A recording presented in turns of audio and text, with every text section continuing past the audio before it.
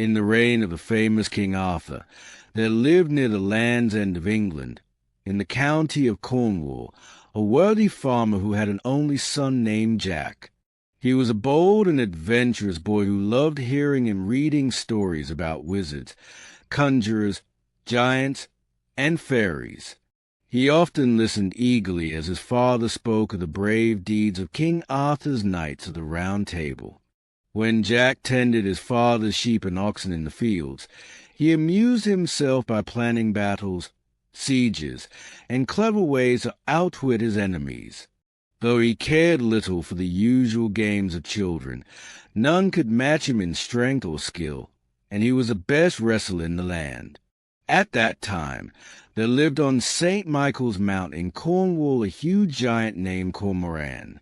He stood 18 feet tall and was 3 yards around, with fierce and savage looks that terrified everyone nearby. He lived in a gloomy cave at the top of the mountain, and often waded through the sea to the mainland in search of prey. When the people saw him coming, they fled their homes, for the giant would feast on their cattle, sling several oxen across his back, tie up sheep and pigs around his waist, and return to his lair. After years of this terror, brave young Jack resolved to destroy him. One dark winter evening, Jack took a horn, a shovel, a pickaxe, and a lantern, swam to the mount, and dug a pit 22 feet deep. He covered it with sticks and straw and disguised it to look like solid ground. Then he blew his horn so loudly that it woke the giant, who roared, "You saucy villain, I'll broil you for my breakfast." But as he came closer, he stepped on the trap and fell headlong into the pit. Jack peered down and called, "Well, Mr. Giant, have you found your way to the bottom? How's your appetite now?" Then, lifting his pickaxe, Jack struck a mighty blow on the giant head and killed him instantly. The people of Cornwall rejoiced when they heard the news. The justices sent for Jack, praised his courage, and gave him a sword and a golden belt inscribed with the words, "This is a valiant Cornishman who slew the giant Cormoran." From that time, he was known as Jack the Giant Killer. Word of his bravery spread through the land, and another giant, called Blunderbore, swore revenge if ever he caught Jack. Blunderbore lived in an enchanted castle deep in a lonely wood. 4 months later, as Jack traveled into Wales, he passed through that wood and, weary from his journey, sat by a fountain to rest. He soon fell asleep, and the giant, coming for water, found him there. Seeing the golden letters on his belt, Blunderbore lifted Jack gently onto his shoulder and carried him to his castle. When Jack awoke, he was terrified to find himself surrounded by skulls and bones. The giant locked him in a dark room filled with the remains of his victims and told him, with a horrid grin, that he would soon feast on Jack's heart seasoned with pepper and vinegar. While the giant went to fetch his brother, Jack heard dreadful cries and then a sorrowful voice warning him to flee before the giants returned. Thinking quickly, Jack tied 2 strong cords into nooses and hung them near the door.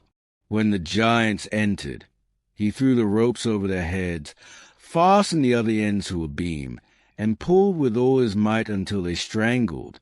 He then slid down, slew them both with his sword, and set free 3 starving ladies the giants had imprisoned.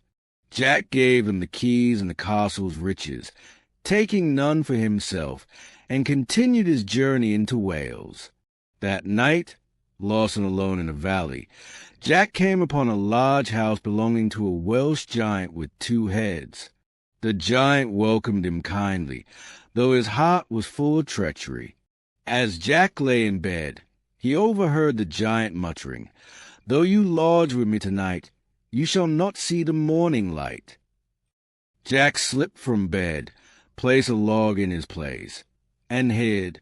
In the dark, the giant crept in and struck the bed with his club, until he thought Jack was dead. In the morning, Jack surprised him by appearing unharmed, saying cheerfully, "A rat gave me a few slaps with his tail, but I soon went back to sleep." The giant, astonished, said nothing. At breakfast, the giant brought 2 huge bowls of pudding. Jack secretly slipped most of his share into a leather bag under his coat, pretending to eat it. When done, he said, "Watch this trick. I can cure all wounds." He cut open the bag so that the pudding spilled out, pretending he had cut his belly. The foolish giant, ashamed to be outdone, tried the same and instantly fell dead. Soon after, Jack met King Arthur's only son, who was traveling in Wales to rescue a lady held by an evil magician. Jack offered to serve him, and they journeyed together. That night, Jack warned the prince about a 3-headed giant nearby and offered to face him alone. When he reached the giant's castle, he pretended to be the giant's cousin and warned him that the king's son was coming with 2,000 men. Terrified, the giant hid in his cellar and asked Jack to lock him in. Jack did so, brought the prince to the castle, and the two feasted well. In the morning, Jack returned to free the giant, who gratefully rewarded him with a coat of invisibility, a cap of knowledge, a sword of sharpness, and shoes of swiftness.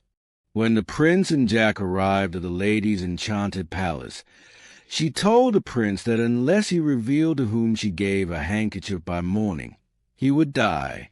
That night, Jack's cap of knowledge told him the lady was forced by magic to meet the wicked magician in the forest. Wearing his invisible coat and swift shoes, Jack followed her, watched her give the handkerchief to the magician, and cut off his head with his sword. The spell was broken. The lady was freed and married the prince the next day. Jack was made a knight of the Round Table. Eager for new adventures, Jack asked King Arthur for a horse and money to rid the kingdom of more giants. Soon he came upon a monstrous giant dragging a knight and lady by their hair. Jack put on his invisible coat and attacked, cutting off the giant's legs and finally slaying him. The knight and lady thanked him, but Jack refused reward until he destroyed the second giant who lived nearby. Finding him sitting by a cave, Jack used his invisibility to sneak up, but his first blow only cut off the giant's nose. Enraged, the monster swung his iron club wildly, but Jack leaped behind and stabbed him through the back, killing him. He sent both giants' heads to King Arthur and freed the captives imprisoned in their den. When Jack returned to the knight's home, a great feast was held in his honor. 5 old men, whose children he had rescued, thanked him with tears of joy. But their merriment was interrupted when a herald burst in, warning that Thunderdell, a 2-headed giant, was coming to avenge his slain kinsman. Everyone trembled, but Jack said calmly, "Let him come."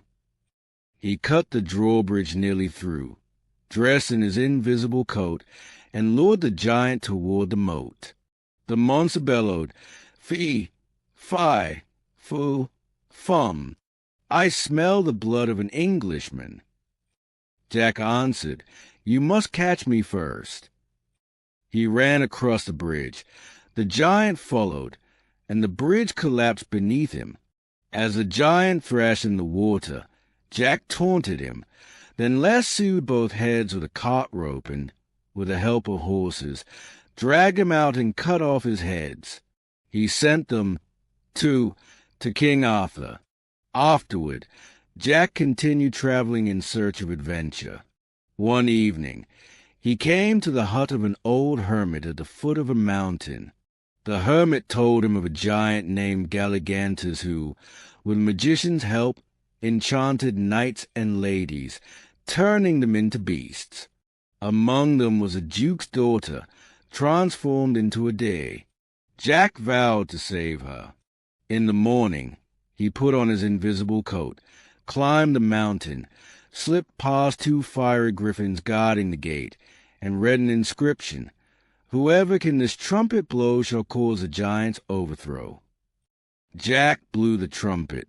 The castle shook, and both the giant and the magician trembled with fear. With one stroke, Jack killed the giant, and a whirlwind carried off the magician. The spell was broken. The captives returned to human form, and the castle vanished into smoke. Jack led the freed knights and ladies to the king's court, where he told of all his adventures. His fame spread through the land, and in gratitude, the Duke gave him his daughter in marriage. King Arthur rewarded him with a great estate, and there Jack and his lady lived long and happily, honored by all as Jack the Giant Killer.